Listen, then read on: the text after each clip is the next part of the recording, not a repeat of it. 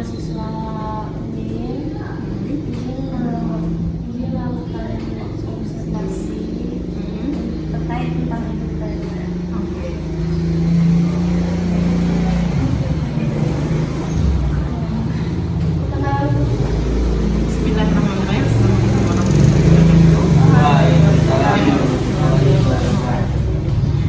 Terima kasih untuk mahasiswa Universitas Riau yang prodi PGMI yang hadir di rumah kakak. Nama kakak Zakia Rahmadani, sama kita juga PGM juga, PGSD sama-sama. Kakak tinggal sini, Desa Papan, Ujung Padang. Kecamatannya langsung, berarti Kecamatan Tambang, Desa Ujung Padang, Kabupaten Kampar. Terus apa pelajarannya? Jabatan. Kalau jabatan kakak sekarang ngajarnya itu ada 3 posisi, ada di SDIT, ada di pesantren, dan di MDA. Dan juga kalau sekarang single les cuma malam, itu khusus untuk anak pesantren lagi. Dulu memang dari TK, SD sampai pesantren. Kalau sekarang lesnya khusus pesantren bahasa Arab. Lama waktu begitu, lama lesnya? Kalau lama les itu tergantung pada prodi yang minta sama anak tuh. Ibaratnya kalau dia ingin 2 jam, berarti per jam. Udah berapa lama perjalanan? Perjalanannya udah 12 tahun. Kalau ngeles ini udah 12 tahun. Sudah yang pertama kan lanjut aja Kak. Apakah Kak paham tentang konsep edukasi?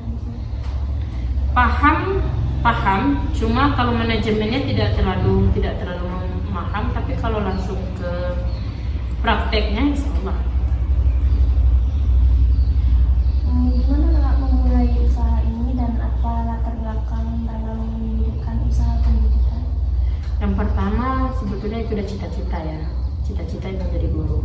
Jadi dari cita-cita itu ingin membangkitkan gimana minat belajar anak-anak itu, supaya mereka itu mengapa cita-cita yang diinginkan. Seperti kita kan ingin jadi guru, pasti anak-anak itu memiliki cita-cita masing-masing. Jadi juga ada perkembangan anak-anak itu, ada yang belum paham kalian huruf, ada yang belum paham huruf, ada yang belum mengenal huruf, ada yang belum mengenal angka. Dan malahan banyak anak sekarang belum bisa membaca. Padahal udah kelas 6, ada kelas 1 SMP. Jadi fokus kami gimana anak itu udah paham membaca, udah mengerti kata-kata, udah paham makna dan kalimatnya. Makanya itu tujuan kakak sebetulnya ngeles anak-anak. Jenis layanan pendidikan yang Kak tawarkan kayak kursus pelatihan. Pelayanan yang pertama kursus ya. Kursusnya itu kursus pada huruf abjad. Terus kalau pelayanannya memang kakak ada 2. Ada pelayanannya dia ke tempat kakak, pelayan dulu atau kakak ke tempat mereka. Selanjutnya Kak, bagaimana model bisnis yang diterapkan? Apa berbasis langganan, kelas 1 kali atau lainnya? Berbasis langganan.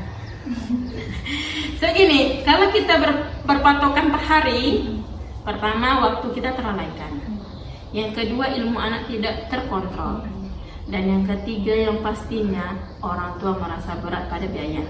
Tapi kalau kita langganan bulanan itu hampir sama ya.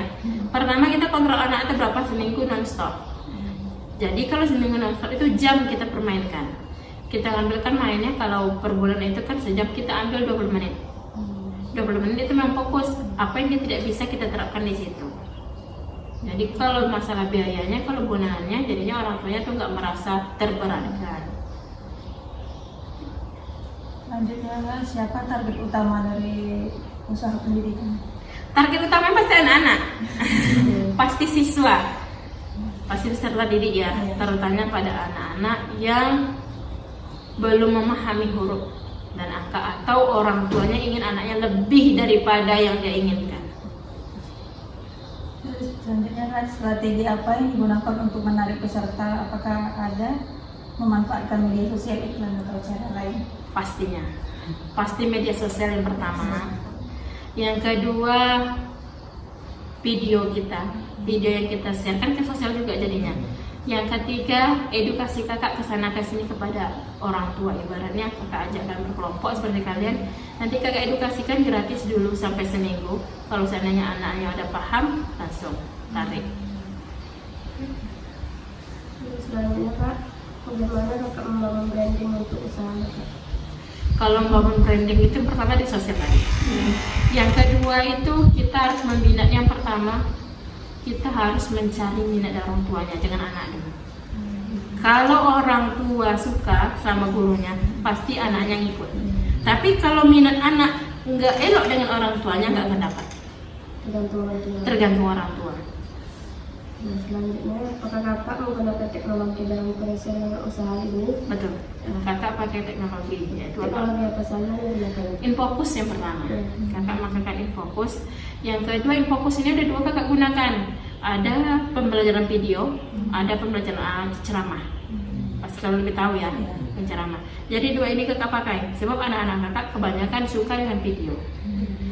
Video sekali dengan ceramah. Jadi kakak kaitkan video ibaratnya ini huruf A itu kemana ke apel. Apelnya bentuknya apa nak? Langsung ke warna. Sudah warna bentuknya gimana bulat. Jadinya mereka ada 3 fokus. Warna, memahami huruf, dan bulat bentuk bulatnya. Selanjutnya, apakah ada inovasi tertentu yang membuat usaha kakak unik dibandingkan kompetitor? Inovasi yang pertama, apabila anak-anak itu belum paham, maka jangan dibayar. Itu kakak. Yang kedua, apabila anak itu paham dan mengerti, gak usah ibaratnya kasih tahu bahwa kakak ini les orang lain. Ibaratnya anak itu menjadikan sebagai manajemen untuk mencari langganan lain. Informasikan kepada orang lain. Betul. Kalau untuk sekarang, kebanyakan kakak pergi ke orang tuanya ke sini daripada kakak ke tempat orang tuanya. Selanjutnya Kak, bagaimana mengatasi tantangan utama yang dihadapi? Bagaimana kakak mengatasi kendala tersebut? Kendalanya pasti banyak kendalanya ya. Yang pertama kendala pada keinginan minat anak ini. Kebanyakan orang tua itu tidak tegas kepada anak-anaknya. Padahal mereka ingin pintar, cuma dia nggak ingin tegas anaknya itu terus masuk. Ya, tantangan kakak yang pertama sih, kendala yang kakak apakan. Yang pertama, untuk mengasih motivasi kepada orang tuanya agar anaknya lebih minat lagi belajar. Yang kedua, ngasih motivasi kepada anaknya. Ibaratnya gimana, dia itu lebih mau belajar lagi, ingin jadi lebih hebat lagi, mau jadi menaikkan prestasinya lagi. Itu aja. Selanjutnya, bagaimana usaha kakak memberikan manfaat kepada peserta didik? Manfaatnya pasti banyak ya, namanya guru pasti manfaatnya banyak. Manfaat yang pertama, biar bisa mereka mengembangkan diri mereka sendiri. Yang kedua, gimana caranya mereka paham bahwa yang dia pelajari itu adalah masa depan dia.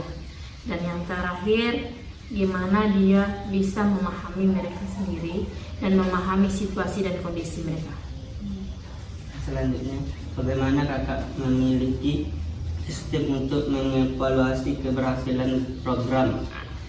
Itu ada fase-fasenya ya. Kalau kakak pakai fase, kalau seandainya anak-anak ini sudah kakak ajarkan selama 3 bulan, jadi kakak masukkan ke fase A. Gimana fase A ini kakak evaluasi nilai mereka, kakak kasih ujian, gimana mereka udah fasih kan mereka membaca, udah paham kan mereka menghitung, berarti disitulah kakak evaluasi mereka lulus atau tidak lulusnya anak tersebut. Dan bagaimana sistem tersebut bekerja? Sistemnya yang pertama, sistem itu berjalan pasti karena gurunya yang pertamanya. Yang kedua, sistemnya yang harus berjalan itu kekompakan antara guru dan wali murid. Terus sistem yang ketiga itu kakak lebih fokus kepada sistem video tadi. Jadi anak-anak itu lebih cenderung dia ingin melihat video dan ingin memahami video melalui pelajaran itu melalui video. Jadi disitulah sistem itu berjalan. Itu.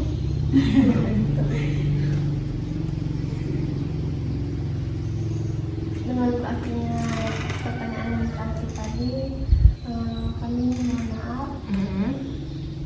Bila ada kesalahan, sekali lagi terima kasih atas atas waktunya. Iya, sama-sama. Informasinya juga ya.